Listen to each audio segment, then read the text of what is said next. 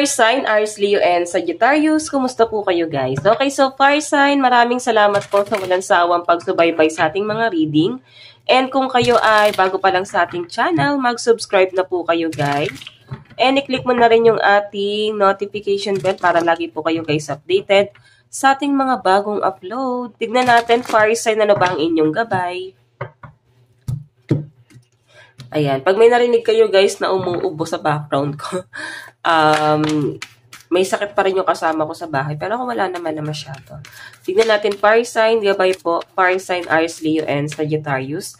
Fire sign, meron tayong a loss of peace of mind or personal freedom. Take action and be aware of others' action. A material loss, make sure you are being honest with yourself, embracing secret.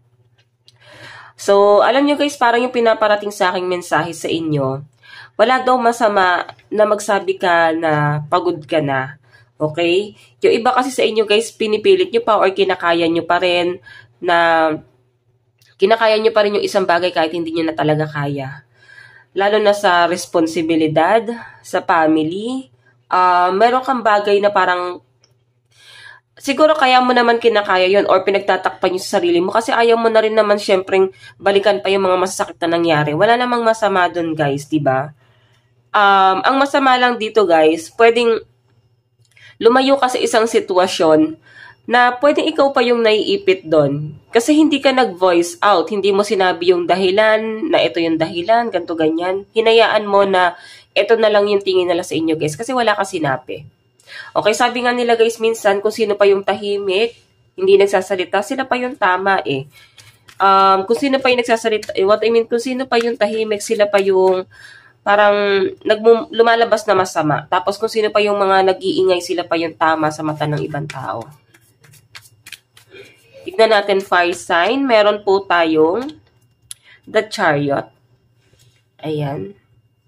Actually guys, parang ang bilis kumalat ng mga fake news, no? Pinapaniwalaan talaga nila yung mga mali. So, siguro guys, kayo ayaw nyo na rin kasi talagang lumala yung sitwasyon. Parang hinayaan nyo na kayo yung magmukhang masama. Ganon.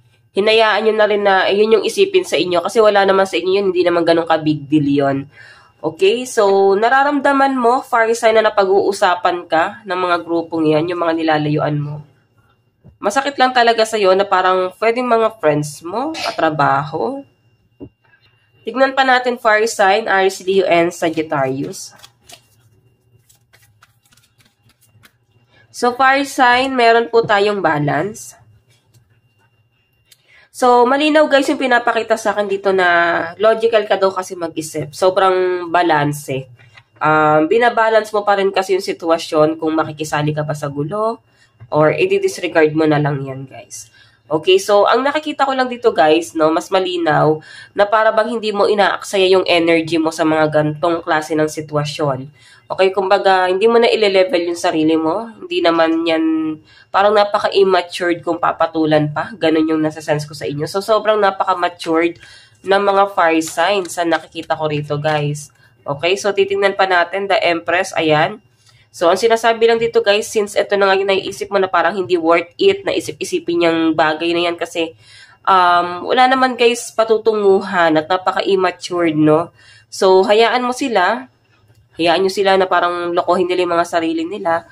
Meron tayong the Empress, time to take action, give birth to your dreams, creative projects will be very successful.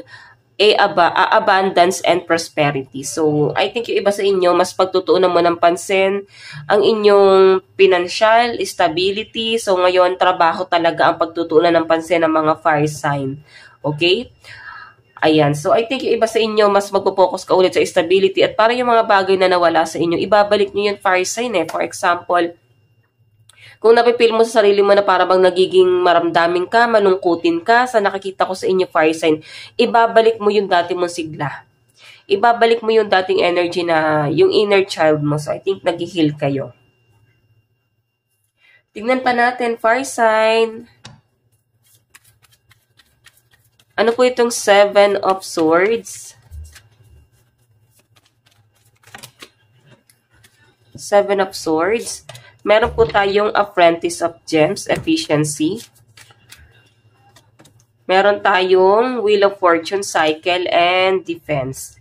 Diba? So, I think, hindi nga talaga worth it. Kumbaga, hayaan mo na lang sila at ikaw lalayo ka para sa peace of mind mo. Kasi parang sinasabi sa akin dito, lalabas din naman ang katotohanan. Okay? Ayan, lalabas na lang yung katotohanan sa inyo. So, ngayon guys, ang sinasabi rito, yes, tama itong ginagawa mo. Protektahan mo yung sarili mo. Mas importante yung ano yung nandiyan. Kumbaga, yung hindi naman nakakatulong sa buhay mo, i-disregard mo na yan, guys. Walang patutunguhan yan, walang silbi sa inyo yan, guys. So, nakakatuwa lang kasi napaka-matured ng mga fire sign. Okay? So, tingnan natin ano po itong The Chariot. Meron po tayong 6 of Raindrops, Memories. So, I think yung iba sa inyo, bigla ka na lang daw matutulala ngayon. Siguro may mga inaalala ka. Okay? Something na parang nagre-reminisce eh. Yun ang nasa sense ko sa inyo, fire sign. So, kung makikita nyo guys, may inaalala ka dito na nangyari sa past na maaaring kasama mo yung mga friends mo, nag-happy-happy kayo. And nandun sa point na parang nagkakaroon ng realization yung iba sa inyo, fire sign, na sila pala talaga yung totoong kaibigan nyo. At hindi mo kahit kailan pa pwede ipagpalit sa kahit na kanino yan, guys. Kasi sila yung nakasama mo sa ups and down mo talaga. I think mga old friends to, guys, no? Kung may pumapasok sa buhay nyo na mga new friends, wala namang masama, guys, na magpapasok ng mga new friends. Pero kasi, mas kilala ka ng mga old friend mo. Kaya ito, guys, yung mas i-workout mo, no? Yung friendship mo sa mga kaibigan mo talaga, na late mo lang na-realize na siguro tinalikuran mo.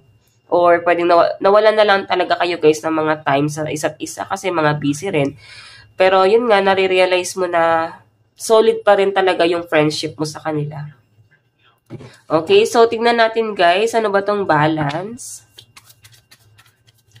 Balance, meron tayong restriction, abundance, and resilience. So, ang sinasabi lang dito, maging balanse ka pa rin daw, fire sign, lalo na sa trabaho mo, no?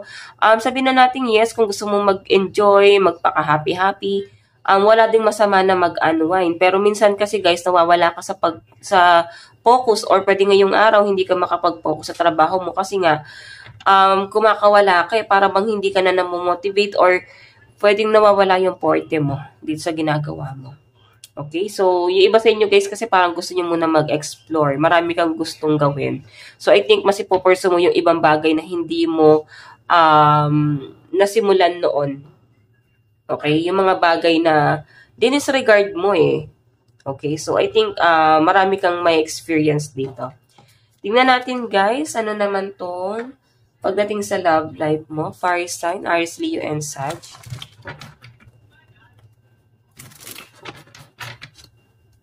Love life naman po ni fire sign.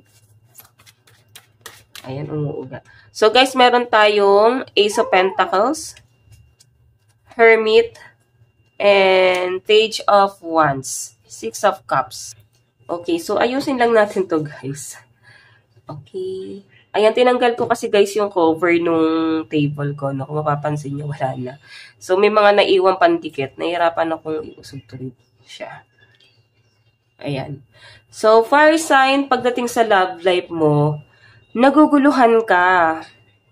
Maaring nagiging practical ka eh. Okay? Nagiging practical ka, mas pinapagana mo yung utak mo kasi maaring may nabe-benefits ka. Pero sa pinapakita sa akin, guys, napipilitan ka na lang sa isang tao. Ganun yung pinapakita sa akin kasi 6 of Cups hinahanap mo pa rin yung feelings na hindi mo talaga na-feel dito. Or pwedeng pinipilit ka ng taong to, guys.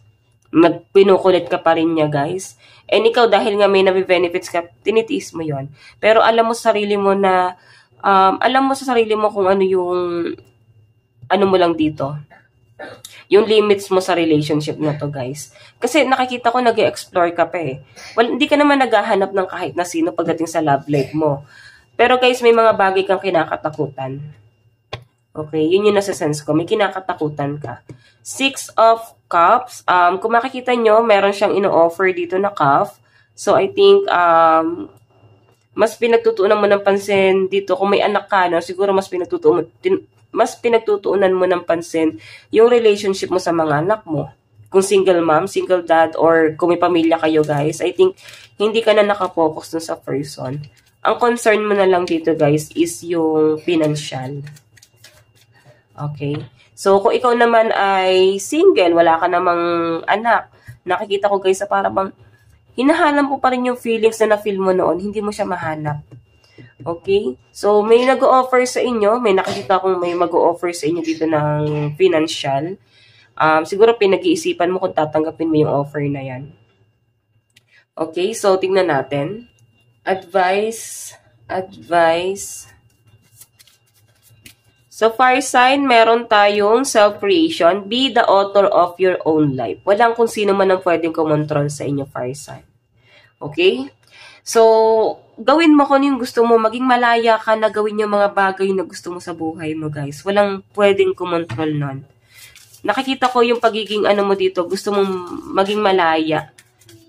Tingnan natin, guys, advice. Meron tayong write a gratitude list. So, magpasalamat kahit papano. Nakakapag-provide ka naman sa sarili mo at kaya mo naman, fire sign. Huwag mo nalang pilitin yung sarili mo na pumasok sa relationship nang hindi mo naman din gusto. Kasi kayo sinasabi sa akin dito, may kakayahan ka rin naman. Okay, kaya mo kumita sa sarili mo. So, isulat mo rin daw dito sa papel na to yung mga bagay na gusto mong gawin. For example, gusto mo ng bahay, lupa, ganyan. Sulat mo yan, tapos i-manifest mo. Okay? So, fire sign, ang lucky number mo is 55 and 9. Ito lang naman po ang inyong reading. Hanggang sa muli, God bless and love you. Thank you.